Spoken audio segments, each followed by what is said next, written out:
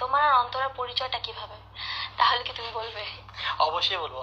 আমার আর ওর পরিচয় আসলে বলতে গেলে একদম একটা কিভাবে হয়েছে নিজেও জানি না। তো এটার পিছনে একটা গল্প আছে। গল্পটা হচ্ছে আমাদের একটা ব্লগ আসতেছিল। তো ব্লগটা ছিল আমাদের একটা ডগ আছে, ওর নাম হচ্ছে শিরোর। তো ওকে নিয়ে আমরা একটা ব্লগ বানাইছি। ওর জন্য আমরা একটা ফিমেল নিয়ে আসছিলাম, ফিমেল ডগ। তো আমরা চাচ্ছিলাম কি ওর শিরোর যেরকম একটা স্মৃতি বানায় রাখছি আমরা যে ব্লগ আনছি মাই নিউ ফ্যামিলি মেম্বার, তো সেম যাতে ওরও একটা থাকে, ওর ওয়াইফ যেটা। তো আমাদের ইচ্ছা ছিল ওদের দুজনকে থাকে না যে পুতুল পুতুল যেরকম বিয়ে দেয় মানুষ, আমরা সবাই মিলে প্ল্যান করছি ওদের দুজনকে আমরা বিয়ে দিব, বিয়ে দিয়ে মানুষ হিসেবে আমরা প্রকাশ করবো ছুটকিকে। আর মানুষও অনেক বলতেছিল যে শিরোর জন্য একটা পার্টনার আনো। তো অনেকে বলতেছিল, আর শিরোর এর মধ্যে 1 বছর হয়ে গেছিল, তো ওর জন্য আমরা অনেক কিউট একটা পাপি নিয়েছি ছোট। তো আমাদের প্ল্যান ছিল যে আমরা ওদের দুজনকে একটা ব্লগ বানাবো, বিয়ের ব্লগ, দেন আমরা সবার সামনে ছুটকিকে প্রেজেন্ট করবো। প্ল্যান অনুযায়ী আমরা সবাই একটা ব্লগ বানাই, সেটা হচ্ছে শিরোর বিয়ে। তো ওই ব্লগটার জন্য আমরা সবাই সেম কালারের পাঞ্জাবি পরি, সেম কালারের সবকিছু করি এবং স্টেজও বানাই। তো ওটার জন্য আমরা অনেক ছবি টবি তুলছিলাম। তো সবাই অবাক হয়ে গেছে যে কার বিয়ে, বুঝলাম না তো তোমাদের টিম মেম্বার মধ্যে কার বিয়ে হলো। তো আমরা সবাই মিলে প্ল্যান করছি যে আমরা একটা হাইপ ক্রিয়েট করবো, সবাইকে বলবো যে আমাদের টিম মেম্বার ইয়াসিনের বিয়ে। তো এর জন্য আমরা কি সবাই মিলে একটা লাইভে গেছি। ব্লগটা শেষে লাইভে গিয়ে আমরা বলতেছি যে আজকে ইয়াসিনের বিয়ে দিলাম, ইয়াসিনের বিয়ের ব্লগ পাবা তোমরা। তো সবাই তো অবাক হয়ে গেলো, ইয়াসিনের বিয়ে কিভাবে কি। তো আমরা লাইভে ফান টান করতেছি। তো তার মধ্যে কিছুদিন আগে তখন আমার বাসায় কাজ চলতেছিল, তো আমার বাসার কাজ অলমোস্ট ডান। তো আমার ফার্নিচার কেনা লাগবে।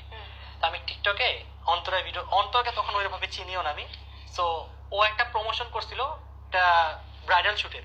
তোর পিছনে একটা সোফা ছিল, সোফাটা আমার অনেক ভালো লাগছিল। তো এর জন্য কি করছিলাম, স্ক্রিনশট নিছি সোফাটার, যে আমি এরকম সোফা দিতে নিব, যে আমার ভালো লাগছে।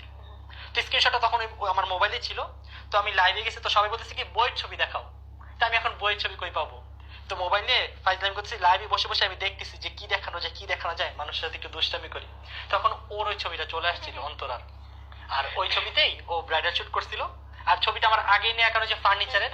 তো ওই ছবিটা আমি ভাবছি কি এইভাবে 1 সেকেন্ড দেখাবো, দেখার সাথে ছড়াই ফেলবো।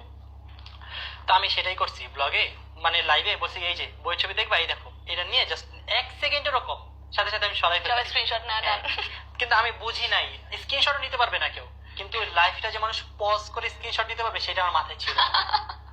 তো আমি আমার মতো লাইভ করছি, ফান টান করছি। লাইভে কিন্তু বলি নাই আমরা কিভাবে কি, জাস্ট বলছি পরদিন ব্লগ। তো আমি ওই দিন তো লাইভ শেষ, রাত হয়ে গেছে, আমি আমার মতো ঘুমাই গেছি। সকালবেলা উঠছি, উঠে আমি সবার আগে টিকটক ওই দিন ক্যানজানি ঢুকছিলাম। ঢুকে দেখি কি ফরি তো সবাই ওই স্ক্রিনশট দিয়ে দিচ্ছে যে আমার হাতে মোবাইল এভাবে দেখাচ্ছে সবাই। আমি দেখে জাস্ট শক, এটা কিভাবে কি হইলো। পরে আমি ভাবতেছি যে না, আজকে টিকটকে ঢুকা যাবে না। আর যদি ওই মেয়েটা দেখে তাহলে কি বলবে, কি ভাববে আল্লাহ। আমার তো 12টা বেজে গেছে। তো আমি সাথে সাথে ওই দিন আর টিকটকে ঢুকি নাই। তো আমি আমার বাসার কাজে বিজি, বাইরে চলে গেছি, যেহেতু বাসার একদম হ্যান্ড ওভারের সময় অনেক কিছু ছিল কেনাকাটা। তো বাইরে গিয়ে চলে গেছি। তো বাইরে থেকে কেনাকাটা করে মাত্র বাসায় ঢুকছি, ঢুকে মোবাইলটা নিয়েছি, আর দেখি অন্তর আমাকে মেসেজ দিয়ে ফেলছে তখন। ও মাই গড। তো তোমার আর তার সাথে আগে কখনো কথাই হয়নি? কখনো কথা হয়নি। সো তো ফায়ার চেতে যে ওর অনেক জায়গা থেকে কল আসতেছে, কিরে অন্তরা তোর দেখি বিয়ে হয়ে গেল, এরকম এরকম দেখলাম। ওর নাকি রিলেটিভরা ওকে বলতেছিল। তোকে অনেক সরি টরি বললাম যে আসলে আমি এটা বুঝতে পারি নাই, ভুলভাবে হয়ে গেছে, কারণ আমার নিজের কাছে একটা খারাপ লাগতেছিল যেহেতু একটা মেয়ে। তোকে বললাম, ও বলো আচ্ছা ঠিক আছে, ইটস ওকে, নো প্রবলেম, তুমি নেক্সট টাইম লাইভ আসলে বলে দিও। তা আমি ওইভাবেই বলছি আচ্ছা ঠিক আছে। তো এইখান থেকে ওর সাথে আমার কথা বলার শুরু।